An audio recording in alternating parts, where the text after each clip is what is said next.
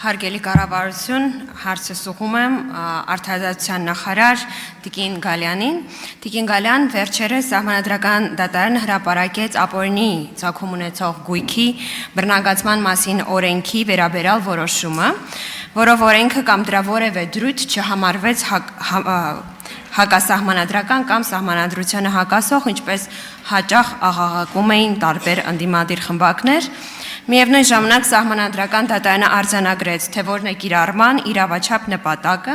ինչը կարծես միանշանակ չի ընկալվել վերոհիշյալ խմբերի կողմից։ Մարդիկ կարծիք են հայտնում առայն, որ անկախ նրանից, թե անձը նախկինում եղել է պաշտոնատար անձ, թե ոչ, նրա գույքը բռնագծման ենթակա է, եթե ապացուցվում է կապը հանցագործության եւ գույքի միջև, հարցս հետեւյալն է. ի վերջո ինչ է ասել բարձր դատարանը։ Արդյոք կպատասխանի Արդարադատության նախարարը Տիկին Գալյանը, համեցեք Տիկին Գալյանը։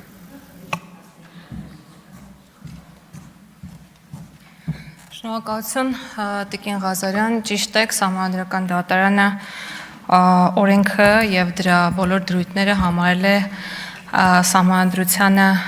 չհակասող, այսինքն մենք գործ ունենք լիովին սահմանադրական օրենքի եւ դրա կարգավորումների հետ։ Միևնույն ժամանակ Սահմանադրական դատարանը օրենքը կարելի ասել մեկնաբանել է դրա նպատակների տեսանկյունից եւ առանձնացրել է երկու իրավաչափ նպատակ, դրանցից մեկը հանցագործությունների դեմ պայքարն է, մյուսը կոռուպցիայի դեմ պայքարը։ Եվ այս համատեքստում դատարանի կողմից առանձնացվել են երկու սուբյեկտային կազմեր, դրանցից մեկը պաշտոնատար անձինք են, իսկ մյուսը պաշտոնատար անձ չհանդիսացող ֆիզիկական անձինք։ Եվ այս երկու խմբերի պարագայում նպատակը ներկայացվել է տարակերպ։ Այն դեպքում, երբ գործ ունենք պաշտոնատար անձանց հետ, ապա այս դեպքում կիրառելի է եւ գործում է եւ իրավաչափ է կոռուպցիայի դեմ պայքարի եւ կոռուպցիայի կանխարգելման նպատակը եւ այս տեսանկյունից բացարձակապես պարտադիր չէ պաշտոնատար անձին պատկանող ապօրինի ծագում ունեցող գույքը կապել որևէ հանցագործության հետ։ Իսկ այն դեպքում, երբ գործ ունենք պաշտոնատար անձ չհանդիսացող ֆիզիկական անձի հետ, ապա այս դեպքում հավանականությունների հավասարակշռման սկզբունքի պահպանմամբ պետք է հիմնավորվի որևէ որոշակի կապ հանցագործության եւ ձեռքբերված գույքի միջև։ Եվ ընթացքում ես հասցրի գտնել համապատասխան դրույթը, որին ուզում եմ հղում կատարել եւ կխնդրեմ, որ մասնագիտական հանրույթը եւս ուշադրություն դարձնի Սահմանադրական դատարանի որոշման համապատասխան կետին, որը ընթերցելուց հետո կարծում եմ բոլոր տեսակի վեճերը կսպառվեն։ Դրույթը հետեւյալի մասին է. թեպետ նշված երկու նպատակներն էլ ինքնուրույն են եւ յուրաքանչյուրն իրենով հետապնդվող շահի տեսանկյունից ծանրակշիռ, դրանք օրենքով նախատեսված կառուցակարգերի եւ ընթացակարգերի կիրառմամբ միմյանց բացառող չեն եւ կարող են հանդես գալ ինչպես միմյանց համընկնելով կամ փոխլրացնելով,